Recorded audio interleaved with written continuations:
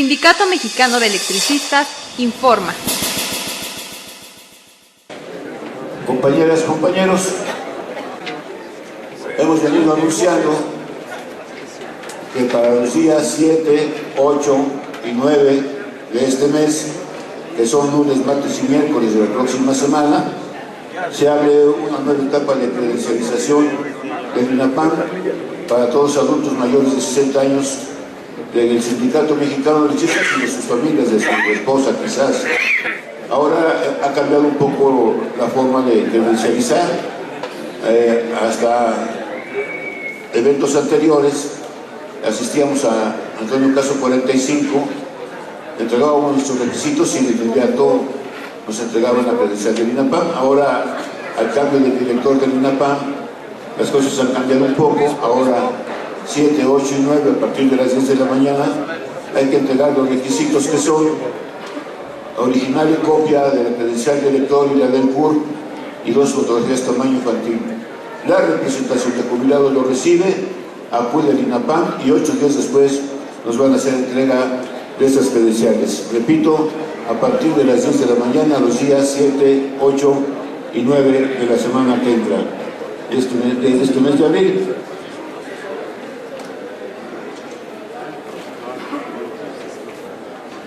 El día de ayer, precisamente, ya lo citaba nuestro compañero Gerardo Avelar, asistimos a una cita que teníamos ya programada con el SAE, virtud del evento que hicimos el 3 de marzo en Insurgente Sur 1931. Ayer nos dimos cita para cumplir con ese compromiso en la avenida Cuauhtémoc 1473 y estuvimos presentes los compañeros Fernando Oliva, secretario del Trabajo, Miguel Márquez Ríos, secretario de Fomento de la Salud, Gerardo Avelar, secretario de Actas y Acuerdos, compañero José Antonio Mazán, secretario de Jubilados, y el compañero Rafael Ramírez Grijalva, secretario del Servicio Médico, todos ellos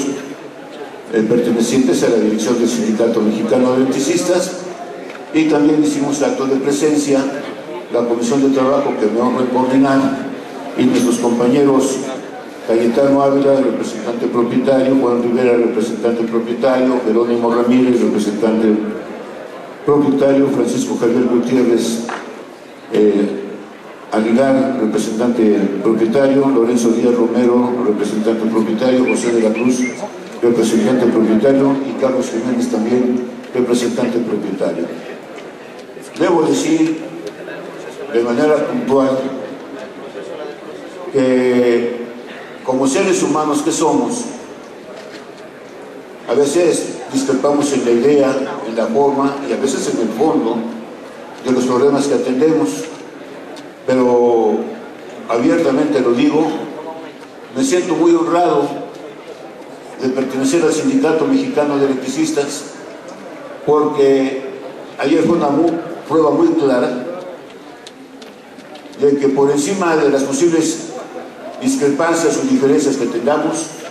cuando atendemos asuntos del Sindicato Mexicano de Electricistas, de los trabajadores en la resistencia de los compañeros jubilados, hacemos un equipo solo, un equipo unido y luchamos por resolver la gran problemática que tiene este sindicato. Mi reconocimiento a todos ustedes y a nuestros compañeros que estuvimos ayer en el SAE, compañeros y compañeras.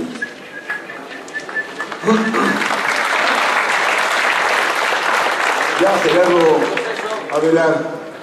tocó lo correspondiente a las cartas designatarias, que siendo un tema da para distintos ángulos del tema, como ya nos desglosó a la perfección Gerardo Avelar. Sin embargo, hay un asunto que mis compañeros de la dirección van a ampliar, porque tenemos dos ángulos del pase de supervivencia. Uno, que por alguna circunstancia, motivo o razón, nuestros compañeros no pudieron pasar el evento de supervivencia. Luego entonces se va a señalar un periodo extemporáneo para pasar la supervivencia y los trabajadores y trabajadoras jubilados agremiados a nuestro sindicato no tengan problemas para seguir cobrando sus catorcenas que corresponden. compañeras y compañeros, y de la misma manera se va a establecer la etapa para el pase de supervivencia para aquellas compañeras y compañeros jubilados que teniendo salud precaria, estén hospitalizados o que estén incapacitados para asistir a los eventos de supervivencia, se les señala el día para que se pueda pasar la supervivencia a partir del compromiso que se estableció en el punto 6 de la minuta del 3 de marzo. Esto fue planteado ayer por el sindicato y la respuesta es esa. Se van a señalar los tiempos y las formas para poder pasar la supervivencia y garantizar, insisto, el pago de nuestras 14 de cuotas de jubilación. También se tocó un asunto que es muy importante, en tanto que los que están atendiendo la zona de concurrencia de Luz y Fuerza son incapaces, no conocen, son abusivos, se exceden y han ido a aportar energía a nuestros compañeros jubilados de manera intencional y sin atender a los razonamientos de los jubilados o de sus familiares. Y entonces se plantea el asunto de que el SAE se comprometa a resolver a fondo el asunto del suministro de energía eléctrica, el no pago mientras no se exceda de lo que establece la cláusula 95, que son 700 kWh por trimestre, y no seamos objeto del corte mismo. Se planteó así ayer y se plantea también que hay que evitar, a través de una posible facturación con una identificación que puede ser la letra J, para que nos quitemos una vez por todas de esa situación tan penosa que nos ocurre. Y también se ha planteado el asunto de que por el conocimiento que tiene el SAE de todas las jubiladas y jubilados que tenemos derecho a la prestación de la cláusula 95, puede establecerse un documento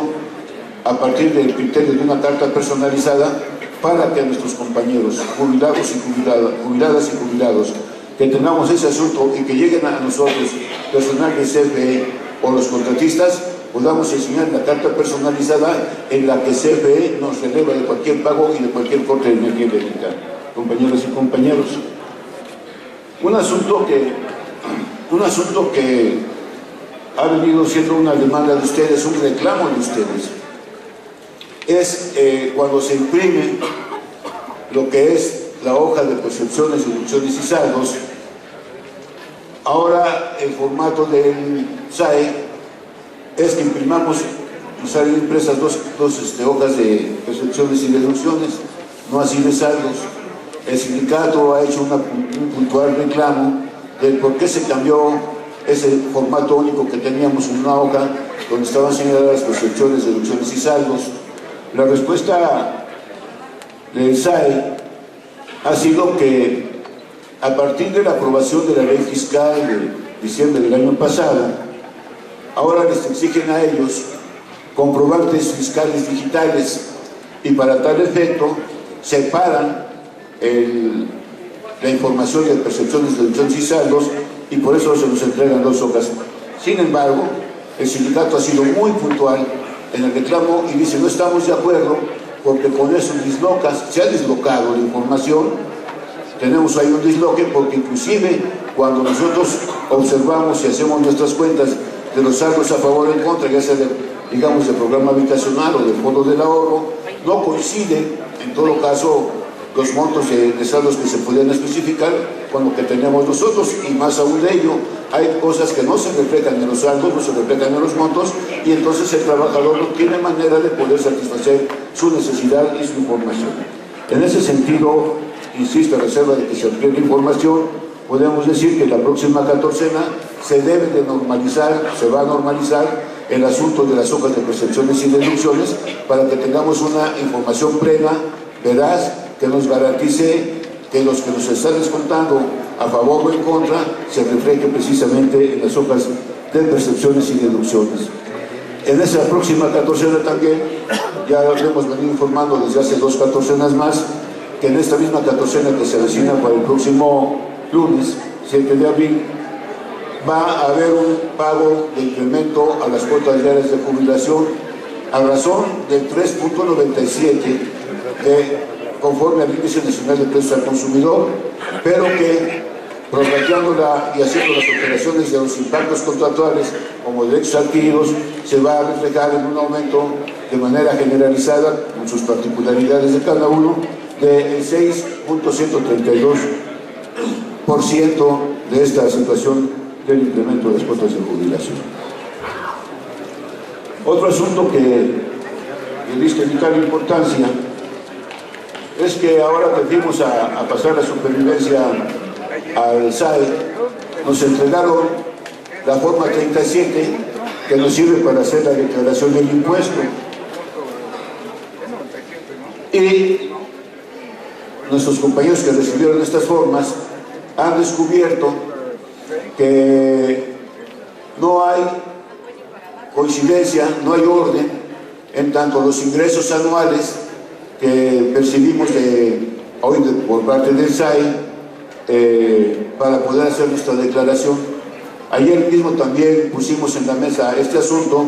porque voy a citar un ejemplo. Por ejemplo, a un compañero en el 2009 tiene de ingresos 459.205 pesos, en el 2010 544.000, en el 2011 586.572. Ojo, aquí quiero que se ponga atención. En el 2012 tiene un ingreso de 613.060 pesos y en el 2013 tiene un ingreso de 610.000 pesos, lo cual quiere decir que entre el 2012 y el 2013 hay una diferencia menor de 3.000 pesos, es decir, en 2013 se cobró menos que en el 2012, cosa ilógica, porque hubo incrementos en las cuotas de jubilación y por tanto no debe de valer esta información. ¿Por qué razón? No solamente porque es un error del SAE o porque nos tiene que dar una explicación a través de su despacho jurídico y de su despacho fiscal, porque si nosotros hacemos una declaración con estos datos podemos caer en delito, porque acuérdense que cuando hacemos la declaración fiscal estamos responsabilizándonos de decir verdad, y si nosotros hacemos una declaración que no es verídica, entonces nos vamos a ver que a través de esas inconsistencias cometemos el delito de no declarar a toda perfección y con toda transparencia. Ya hicimos el reclamo, insisto, y la situación es que nos van a responder con un criterio fiscal, pero independientemente de que se nos responda con un criterio fiscal, estamos diciéndoles a ustedes, compañeras y compañeros jubilados, que si están en esta hipótesis de un ingreso menor durante el año 2013 con correspondencia al año 2012, pasen a la Prosecretaría de Jubilados en el tercer piso o a las oficinas de la representación en Antonio Caso número 45 para poder ilustrar ante el SAE todas estas inconsistencias, no caigamos en delito, y si hay error, que se resuelva el error para que los trabajadores podamos transparentar nuestras declaraciones de impuesto.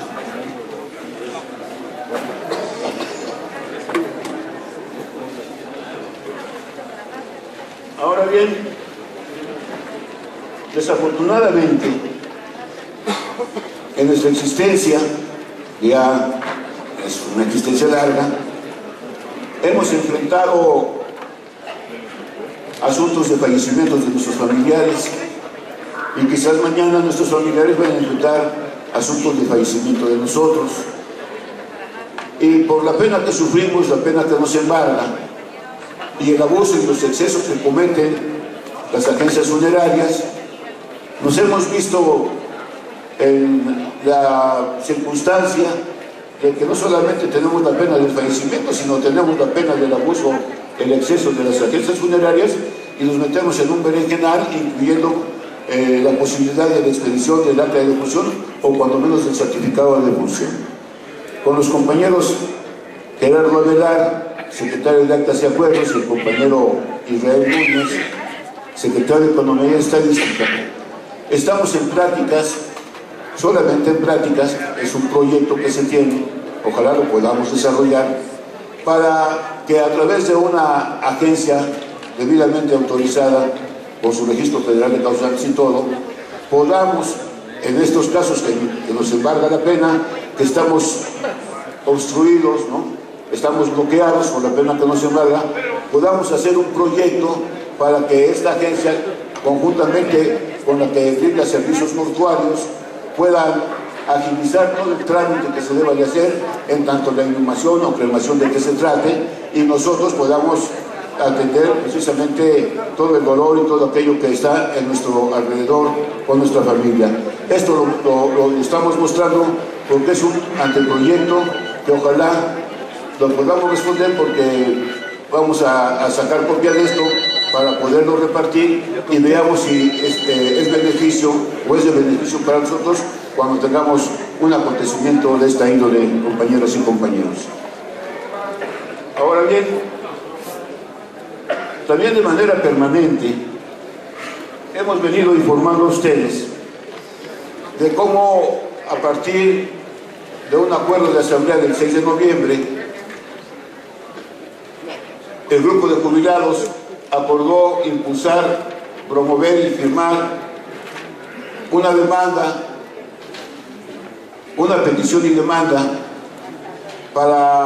en contra del SAE. Y ahora yo digo, no solamente en contra de ellos en caso de demanda, sino también en contra de la Secretaría de Energía y la Secretaría de Hacienda. Una petición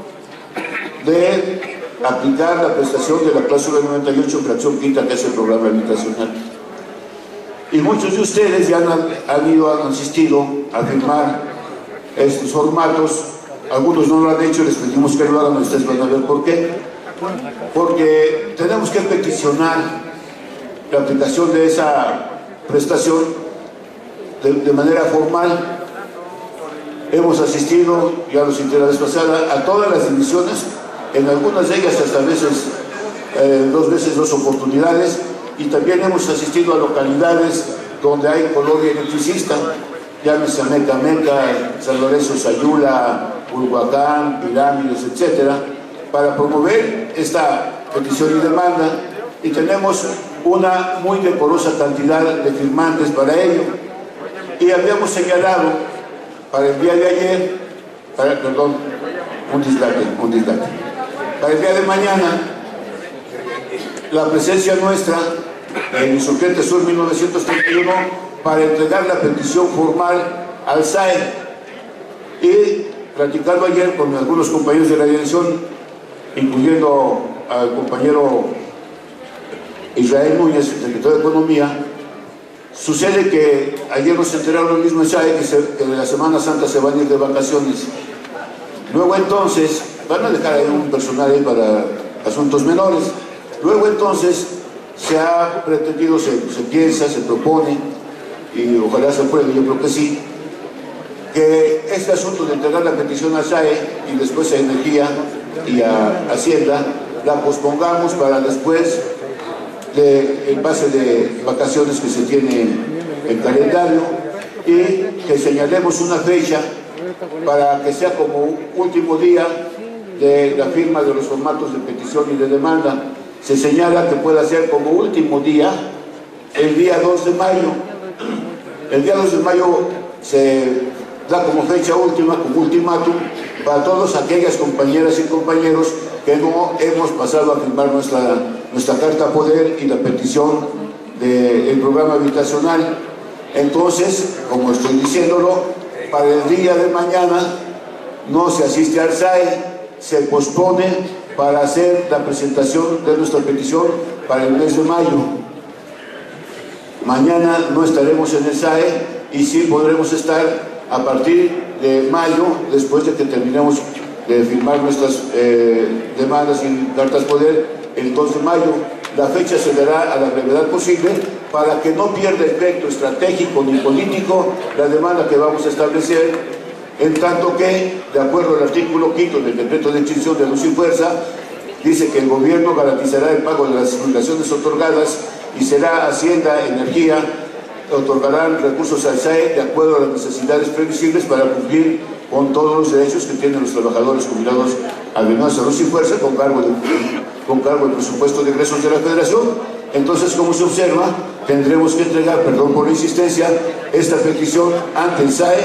ante la Secretaría de Energía y ante la Secretaría de Hacienda el próximo mes de mayo, compañeras y compañeros.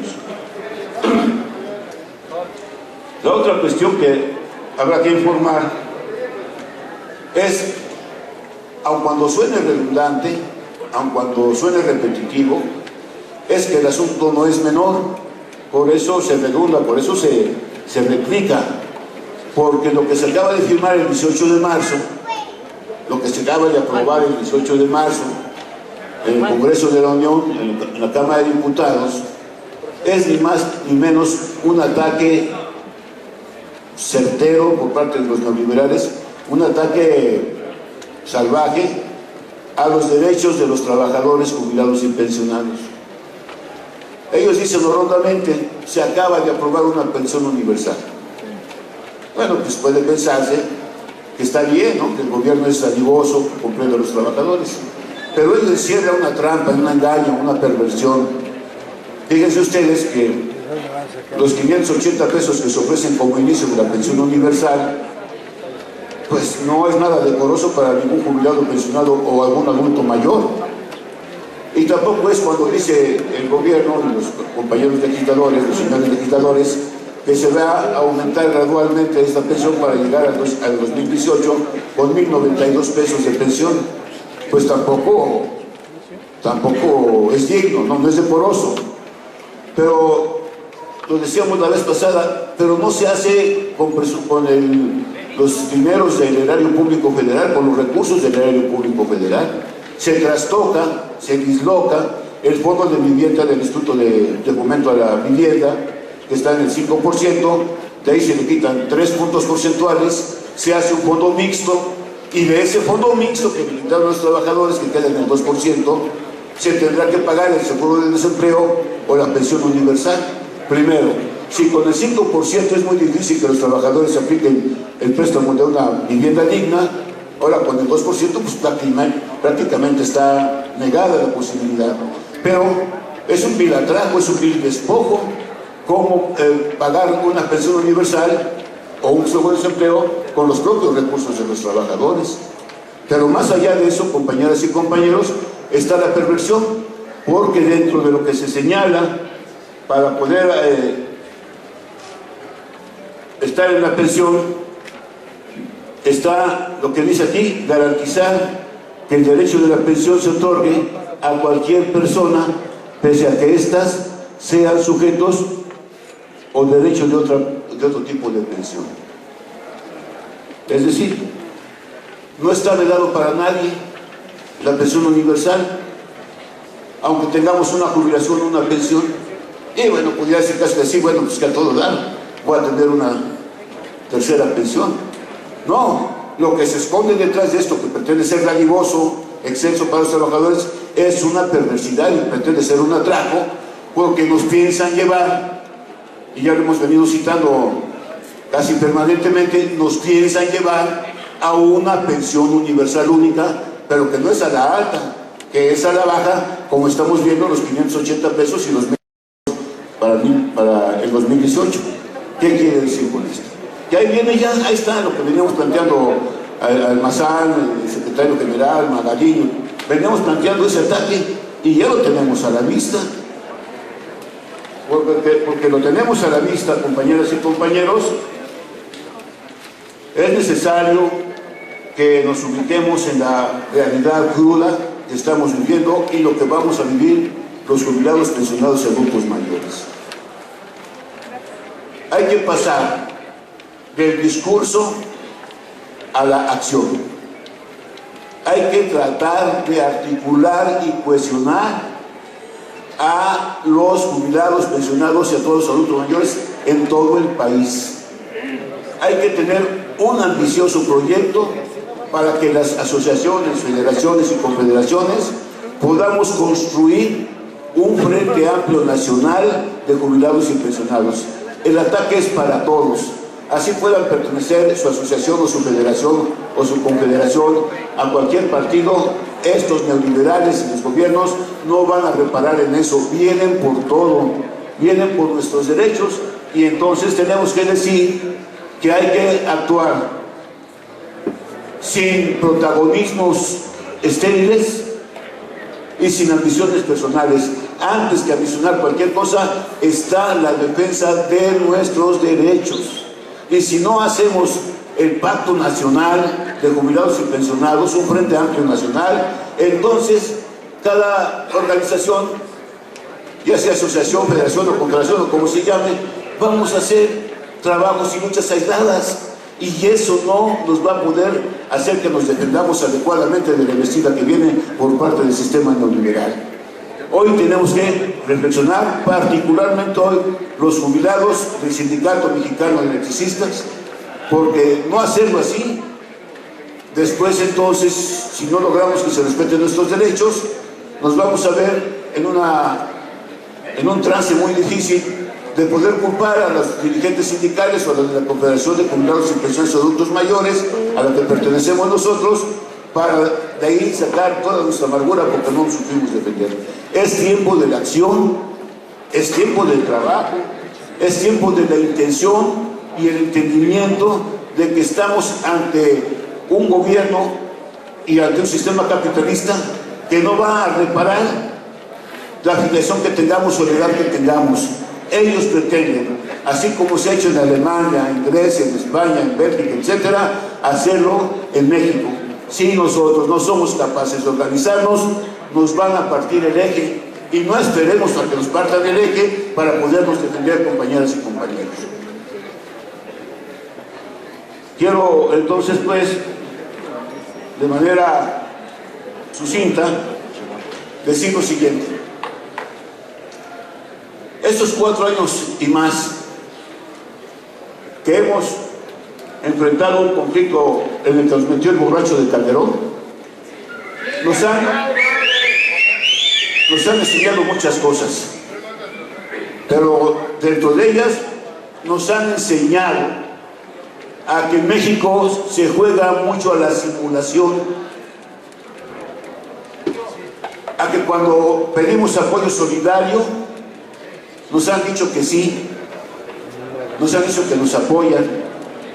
y avientan un discurso o hacen presencia, pero al final se apartan, se van. Y entonces hemos aprendido que hay poca fraternidad, poco entendimiento, poca intuición de la lucha de clases, y entonces por eso el sindicato ha impulsado la creación, la fundación de una nueva central de trabajadores. Esto se hizo en un evento en la Universidad Obrera, porque nos encontramos con que es nuestro conflicto, es nuestro problema, y aquel dirigente de un sindicato o de una asociación o de una unión se avienta un rollo y con eso piensa que ya nos está ayudando y nos dejan en la estacada. Por eso entonces es un proyecto que inició, promovió y desarrolló el Sindicato Mexicano de Electricistas. ¿Y qué más hemos aprendido? Hemos aprendido que cuando fuimos a pedir apoyo a las organizaciones políticas, a los partidos políticos, pues nos dejaron en el desamparo prácticamente,